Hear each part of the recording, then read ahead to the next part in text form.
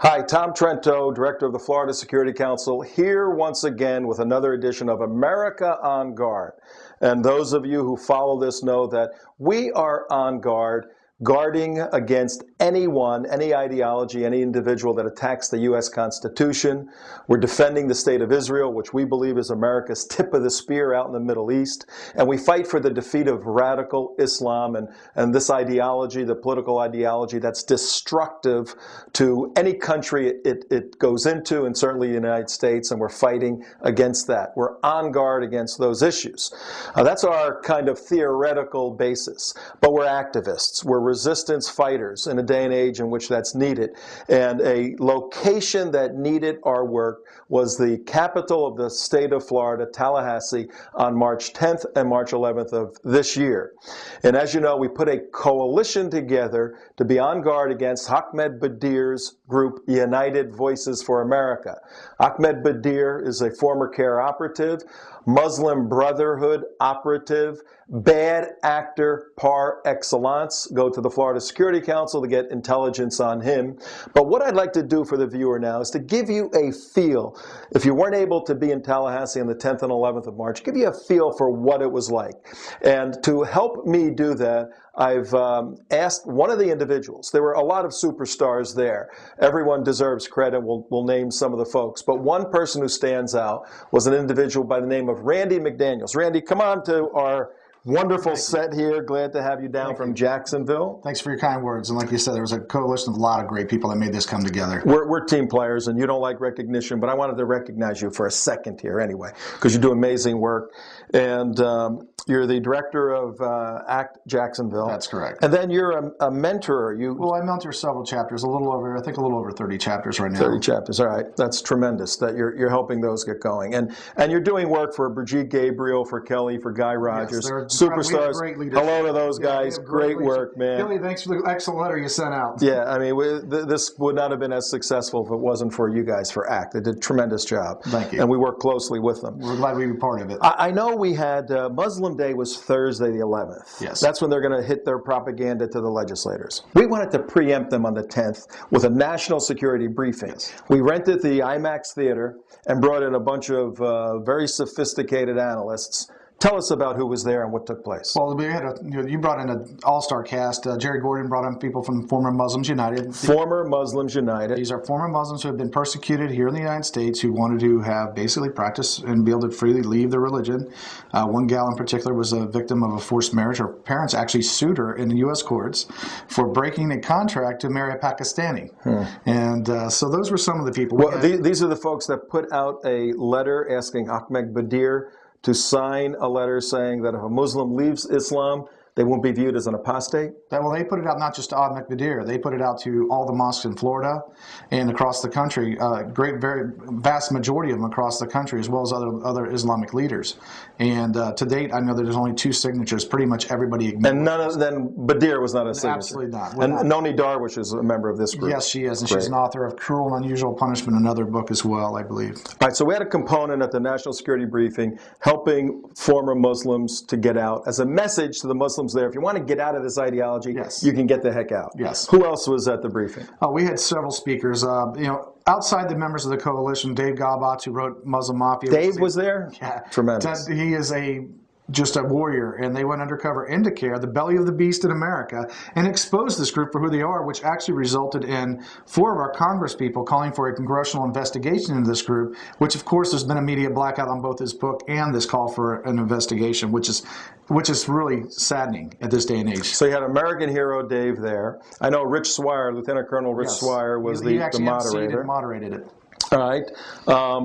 Who else? And I understand there were survivors of an Islamic ideology there. Who were there was 2 of them. Actually, one was a survivor of the father of Todd Beamer.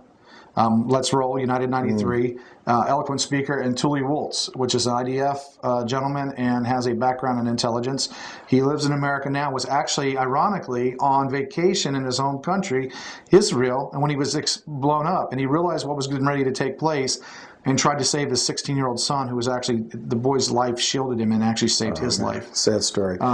And we've done a video on that story too. I Want to Live. It's on That's YouTube. Heartbreaking when you hear it. You know, I'm here. I'm supposed to be this big tough guy, and the tears are rolling down my eyes. And I've heard the man speak more than once, and every time it gets me. I can't get through it either, man. Let me tell you. You know, I can't get through it either. Yeah. So 2 guys crying over it's tough stuff. All right, so we got this event going on Wednesday, a preempt, and you guys also went and delivered material to all the publishers, a briefing kit. Yes, we put out the briefing packet on the intel that you guys put together, the packets, as well as a DVD, the Progressive Islam DVV, and What a Billion Muslims Truly Think. Tell me about the new groups, the Patriots that came over. What's that about? This is really incredible because this is really starting to take hold because typically we've had a battle, like I said before, we all have the credibility of our organizations is very important. So we vet our information very well and we go out and educate. And through this education, we've been able to, a lot of our chapters of ACT have been reaching out to the 912, the Tea Parties and other groups. And through that, we were able to get a bunch of them and other clubs to actually come to this event. Beautiful. And originally they weren't sure as to what they were getting into, so they wanted to do a little research because they Who's this Trento guy? Who's this FSC? What are you guys doing? What are you guys doing? You guys a bunch of right-wing zealots or what? After a little investigation, they found that we have our facts and we are very credible. They joined us at this briefing and walked away just amazed and wild.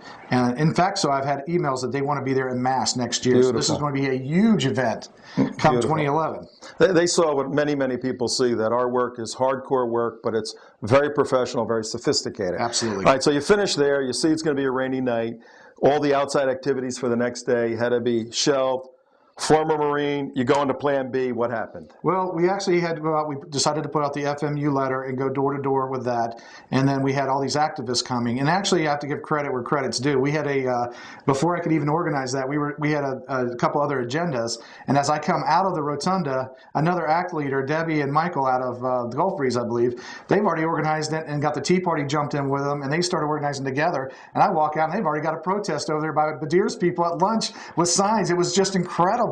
That's amazing. I was in another state under another operation, if you will, and one of your coordinators, Stacy, she was magnificent work. She did a lot of hard work behind the scenes with very little credit. Yeah, Stacy, way to go, baby, way to go. That was excellent.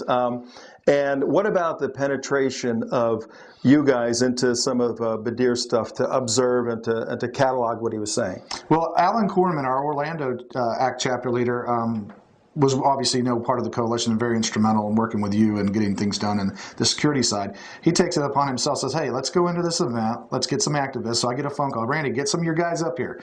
So we took a select group of our activists up there, and we were just going to peacefully walk in and watch this. And they were so shaken just by our presence in the hallway that they tried to get us barred from entering the room.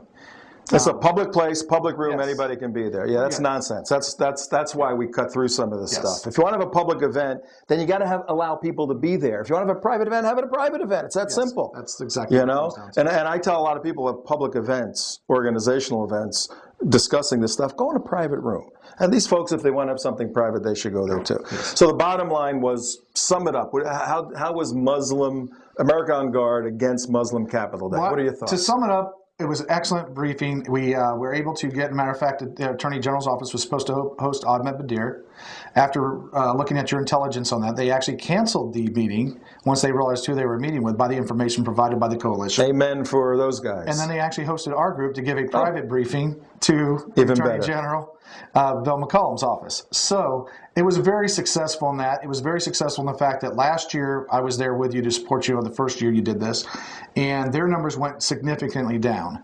And our numbers went significantly up. This year we had Patriots. And even with the rain and the canceling of buses, we still had over 80 Patriots out there who came on their own, jumped in their cars, and still came in the weather. To get 80 people to Tallahassee, a place that's almost impossible to get to on a work day in the rain, amazing work. Absolutely. Let me sum it up, folks, with just saying that it was a highly successful day. It shows what true activism is about. Go to the Florida Security Council. If you're interested in taking a stand for the United States of America, fighting to defend the U.S. Constitution, we want you to join with us. We need you. God bless all of you out there. God bless the United States of America. And God bless this guy right here. America Akbar. Yeah, right. It's Tom Trento and Randy Sam signing off. The time for naivety ignorance, apathy, slumber, and ineptness is long past.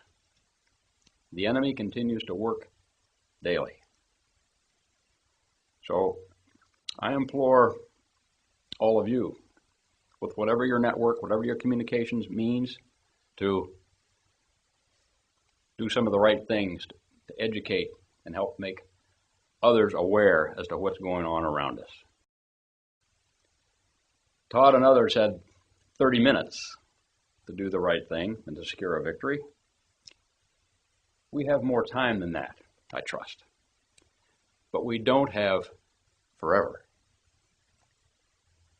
So as the young man once upon a time said, when it was time to do the right thing, Todd said, let's roll. So let's.